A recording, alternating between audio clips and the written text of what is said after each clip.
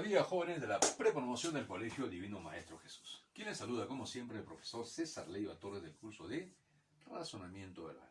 Esta semana ya desarrollando el capítulo 3 del mes de noviembre, faltando ya pocas semanas, jóvenes, para que se pueda acabar este año escolar 2020.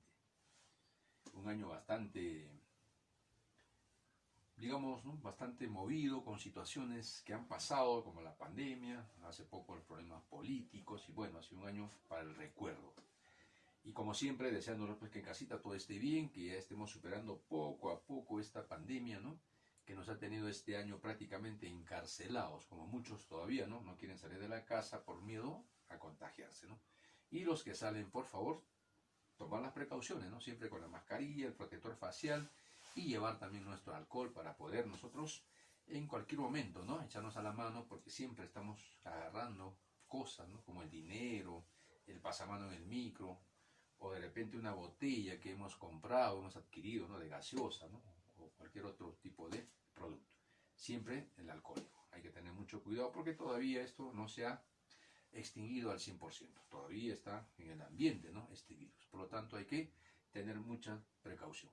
Muy bien, jóvenes. Un abrazo cordial a cada uno de ustedes y también a sus familias. Y vamos rápidamente a desarrollar el capítulo 3 del mes de noviembre, titulado Lectura Crítica. Comenzamos. Definición. La lectura crítica se fundamenta en los textos argumentativos, en los que el autor se involucra y fija una postura, a favor o en contra, sobre un tema controversial. Para convencer al lector sobre su planteamiento, el autor sustenta dicha tesis sobre la base de argumentos, que pueden ser principales o secundarios. ¿Qué es una tesis? Planteamiento del autor. Argumentos, sustento para dicha tesis. La lectura crítica desarrolla la capacidad de análisis, síntesis y sobre todo la capacidad valorativa del lector. Ojo, esto es muy importante. Aquí tenemos un pequeño esquema. Tesis, ¿no?, postura, a favor o en contra. Ahora este se sostiene en argumentos, ¿no?, razones que prueban, demuestran o sustentan, ¿no?, la validez de la tesis. Es así de sencillo. Muy bien, pasamos a desarrollar el compendio para poder aprender un poco más. Saquen todos su compendio. Vamos rápidamente.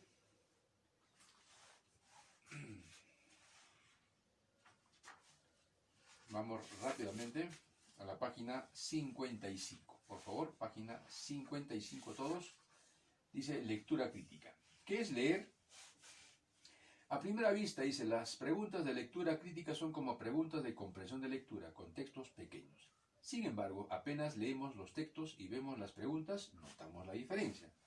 Nos encontramos muchas veces con textos aparentemente incomprensibles y o preguntas que a primera vista no tienen nada que ver con el texto. Pero esto es solo una primera impresión. Las respuestas están allí, pero no para que simplemente la leas. Pero, tampoco se trata de inventarlas. Las preguntas de lectura crítica pretenden medir la capacidad del alumno de abstraer de un texto elementos no explícitos. Esto es, poder analizar el argumento del autor y sopesar su validez, descubrir los supuestos asumidos y evaluarlos como tales, captar el tono del texto para enriquecer la información que éste nos da, poder deducir información y sacar conclusiones a partir de premisas dadas, etc. Sin estas capacidades, el lector solo podría sacar de un texto información memorística, que seguramente no retendrá por mucho tiempo, siendo incapaz de tener una apreciación crítica de lo que lee.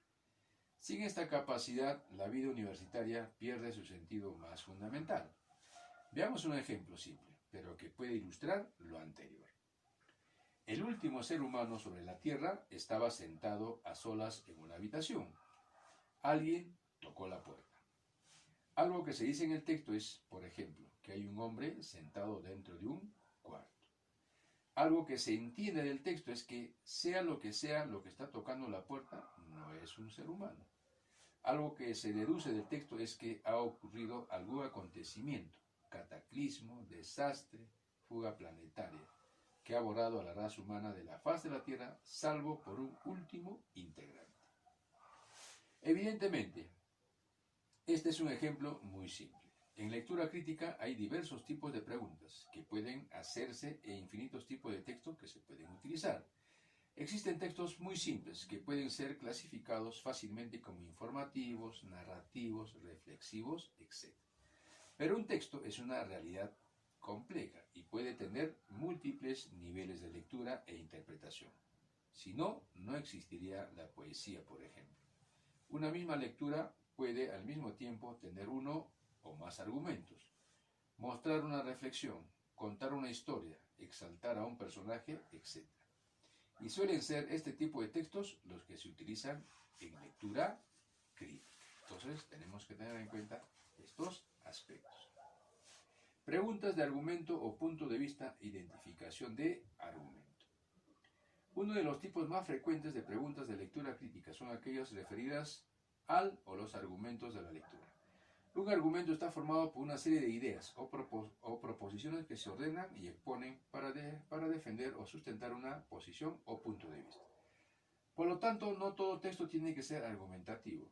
Los que sí lo son suelen tener, además de una serie de ideas, una lógica o estructura que las articula, presupuestos de los cuales parte del autor un tono o intención más o menos claro, etc.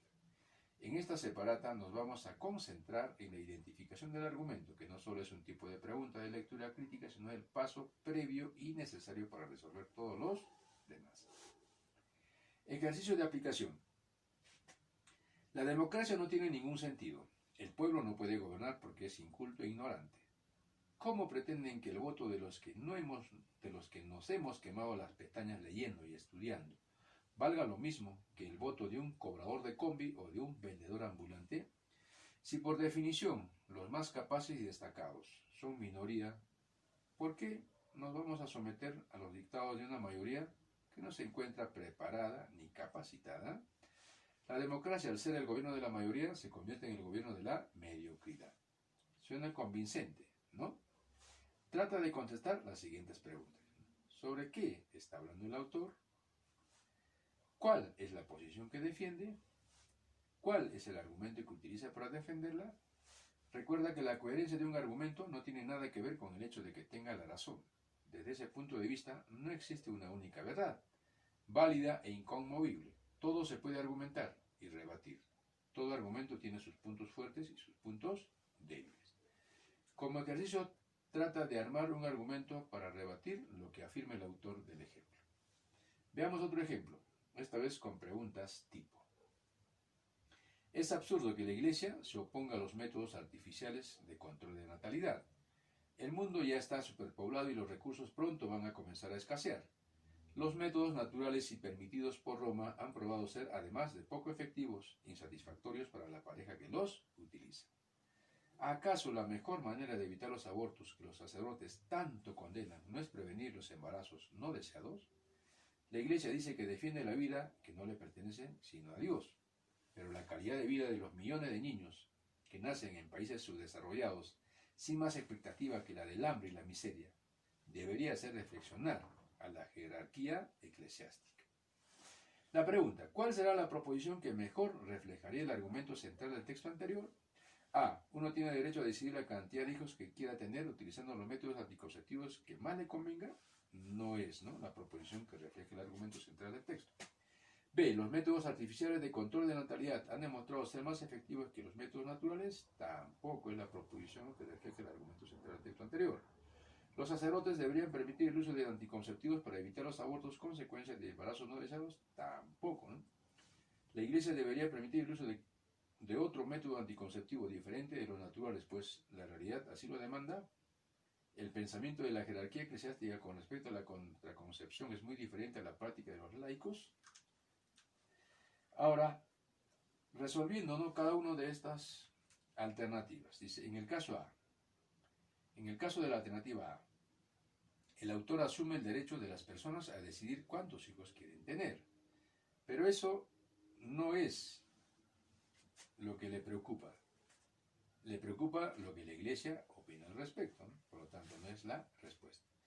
La alternativa B esboza una idea también compartida por el autor, pero que no es su argumento central. Es más bien un dato que utiliza para reforzar su argumento. La idea expuesta en C es parte de los argumentos del texto, pero no lo resume por completo. El problema del aborto no es el único expuesto como razón para que la Iglesia cambie su posición respecto a este asunto. También se habla del subdesarrollo de los países pobres. La proposición E no es algo que se desprende necesariamente del texto. Podemos saber lo que piensa la Iglesia como jerarquía, pero no se sugiere nada acerca de la práctica de los laicos. La alternativa D es la que mejor resume el argumento del texto, que pretende demostrar cómo la posición de la Iglesia respecto al citado problema es insostenible e incluso contradictoria en sí misma. Preguntas de diálogo o punto de discrepancia. Este tipo de pregunta es una variante de las preguntas de argumento. La gran diferencia es que se trata de dos argumentos contrarios y que uno debe saber confrontar. El formato es simple, un diálogo entre dos interlocutores, cada uno formulando su propio punto de vista con respecto al mismo tema. Generalmente la segunda alocución responde a lo enunciado en la primera, lo cual hace que aquella dependa de esta, en alguna medida. A partir del diálogo presentado puede formularse dos tipos de preguntas. Preguntas sobre cada argumento. Simplemente se toma la alocución de cualquiera de los dialogantes y se le trata como una lectura crítica independiente, haciendo preguntas sobre su argumento, reforzamiento y debilitación del mismo. Preguntas sobre punto de discrepancia o desacuerdo. Te preguntan sobre el punto en el cual difieren o no concuerdan los dialogantes. Si te preguntan simplemente por el punto de desacuerdo o discrepancia, debes asumir que se trata de un desacuerdo o discrepancia. Debes asumir que se trata de un desacuerdo explícito. En este caso, recuerda, tiene que ser un tópico o tema que los dos mencionen, no solo uno, y en el cual sostengan posiciones diferentes. Por ejemplo, si el punto de discrepancia es la calidad de vida en el Perú, eso puede significar que para uno es alta y para el otro no, pero a veces le pueden preguntar por el punto de desacuerdo implícito o subyacente. Este no se encuentra mencionado tal cual en ninguna de las alocuciones de los diálogos. Se trata de algo implícito o presupuesto. Un consejo: hallar primero el desacuerdo explícito ayuda a determinar el desacuerdo subyacente, pues este suele ser un presupuesto de aquel.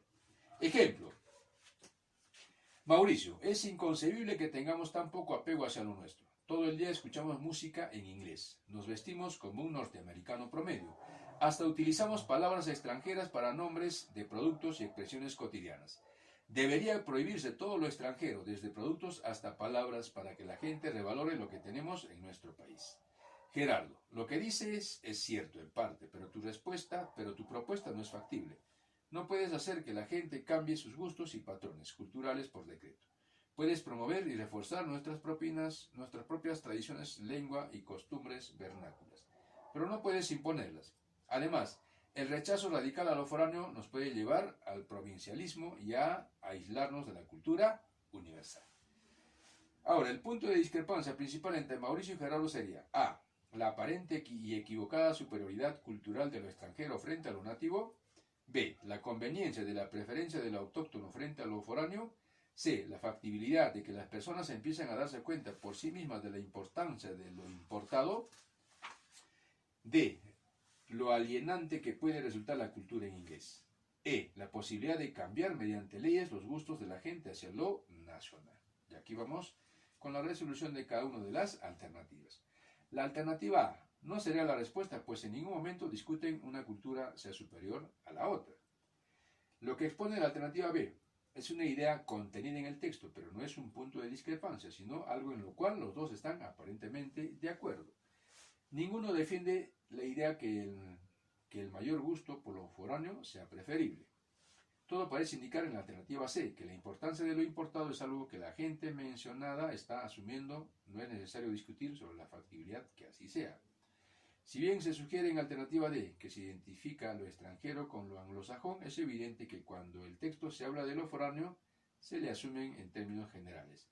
Además, el concepto alineación no está mencionado en el texto, a lo más está sugerido. La alternativa E es la respuesta, pues mientras Mauricio sostiene que hay que dar leyes para combatir el gusto de las personas por lo extranjero, Gerardo asegura que es imposible cambiar dicho gusto mediante leyes. Un punto de discrepancia subyacente entre Mauricio y Gerardo sería, ¿cuál sería, hijo? La efectividad de las leyes para alterar fenómenos culturales. Muy bien. Aplico lo comprendido. Lectura 1. Las relaciones de pareja entre personas de edades muy diferentes no son convenientes. No digo que no pueden durar e incluso aparentemente funcionar bien, pero o el que es menor que una etapa de su vida para adaptarse a la exigencia de la de su pareja, y eso es lo que ocurre más frecuentemente, o el que es mayor vivirá la regresión a una etapa ya experimentada viviendo algo así como una segunda juventud, fuera del tiempo. Lograr un punto de equilibrio es muy difícil. Además, la persona de menor edad, generalmente la mujer, siempre verá a su pareja como una especie de maestro del que aprender, y éste verá a su pareja como una discípula o alumna a la que enseñarle, y eso nunca configura una relación sana. La pregunta, ¿cuál de las siguientes proposiciones expresa mejor el argumento central del autor? Las relaciones de pareja entre personas de edades distintas solo funcionan si la persona mayor es la mujer, pero no viceversa. No expresa mejor el argumento central del argumento, ¿no? B. Las relaciones de pareja entre personas de diferentes edades no son saludables porque uno siempre es maestro del otro. Y en algún momento se acabará lo que tenga que enseñarle, tampoco expresa mejor el argumento central del autor. C. Las relaciones de una persona mayor con una menor se enfrentan al problema de incompatibilidad de etapas de vida, así como a la dificultad de mantener una relación horizontal. Es así, expresa mejor el argumento central del autor. Por lo tanto, la alternativa es la C. En la pregunta 2, ¿cuál de los siguientes casos ilustraría mejor lo argumentado por el autor? Un profesor de universidad, luego de una etapa de enamoramiento y salidas, establece una relación con una chica que es su alumna. Sin embargo, la relación no dura. No ilustra mejor lo argumentado por el autor. B. Un hombre maduro se enamora perdidamente de la mejor amiga de su hija. La muchacha sienta también una gran atracción por él, pero la relación no se completa. Tampoco refleja, ¿no?, o ilustra lo argumentado por el autor. C. Un entrenador de gimnasia abusa de una de sus alumnas, lo cual crea en la desdichada muchacha un trauma de por vida. Tampoco ilustra mejor lo argumentado por el autor. D. Un hombre mayor se aburre en una fiesta de los amigos de su novia bastante menor que él. Esta alternativa sí ilustraría mejor lo argumentado por el autor. Por lo tanto, la alternativa D. Lectura 2. El curso de religión debe enseñarse en las escuelas como una forma de garantizar que a nuestros hijos se les inculque valores morales. La escuela no solo es conocimiento, sino también formación. Una persona no está completa si le falta la dimensión espiritual en su vida. La ciencia sin conciencia es la mayor desgracia de nuestro tiempo. La fe alimenta el espíritu y forma la conciencia de los jóvenes. Por eso, defendemos la obligatoriedad del curso de religión en la currícula escolar. La pregunta, ¿cuál de las siguientes proposiciones expresa mejor el argumento central del autor? A. La religión es necesaria para darle sentido a nuestra vida y conciencia a nuestro ser. No expresa mejor el argumento central del autor. B. La religión forma nuestra conciencia, por lo que es un aspecto de nuestra vida que no debemos descuidar. Tampoco expresa mejor el argumento central del autor. C. El curso de religión debe ser obligatorio en todos los colegios y parte de la educación de todos nuestros jóvenes. Eso sí expresa, ¿no?, el argumento central del autor. Por lo tanto, la alternativa C. Lectura 3. Aunque la preocupación por el medio ambiente no parece ser una prioridad urgente, es absolutamente necesario darle la importancia que se merece. Los recursos de la tierra no pueden parecer ilimitados. Nos pueden parecer ilimitados, pero no es así. Ni siquiera el aire y el agua lo son. De nada vale nuestra actual prosperidad económica si es que no podemos heredársela a nuestros hijos. Los recursos deben aprovecharse racionalmente en aras de lo que se llama actualmente desarrollo sostenible. ¿Cuál de las siguientes proposiciones expresa mejor el argumento central del autor? Los recursos de la tierra deben explotarse pensando en la naturaleza. No expresa mejor el argumento. Los recursos de la tierra son limitados y por lo tanto no deben tocarse. Tampoco expresa mejor el argumento central del autor.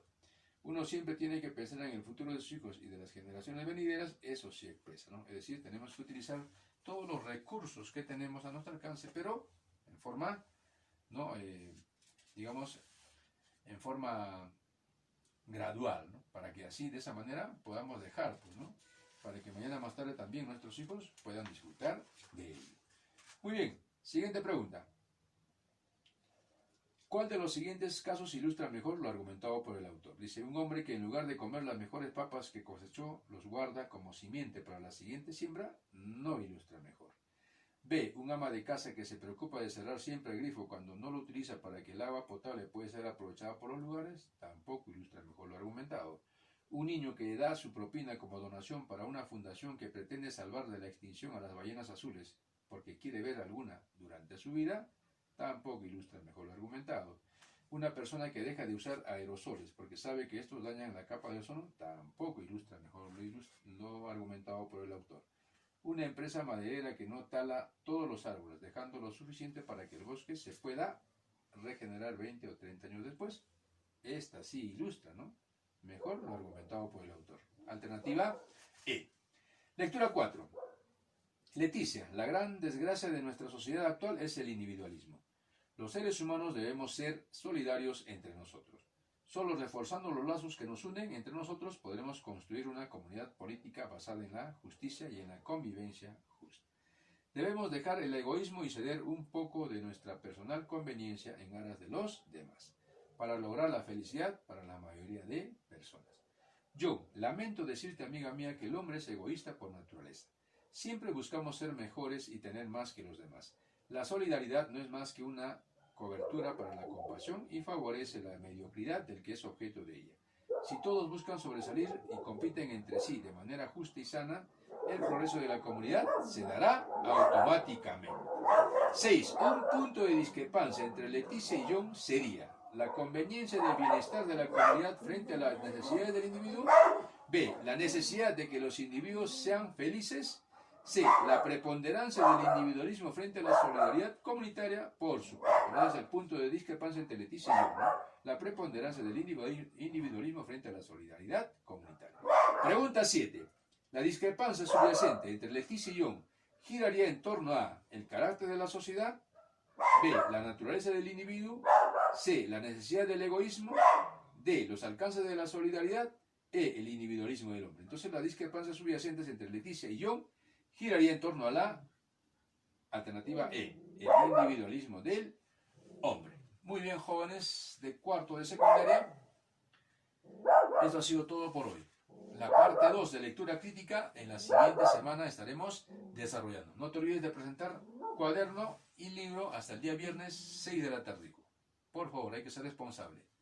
Viernes 6 de la tarde, me entregas el sábado y ya no te recibo, hijo. Muy bien, hay que ser responsables y practiquemos siempre este valor que es muy importante. Muy bien, eso ha sido todo por hoy. Será hasta la próxima semana. Nos vemos, jóvenes alumnos.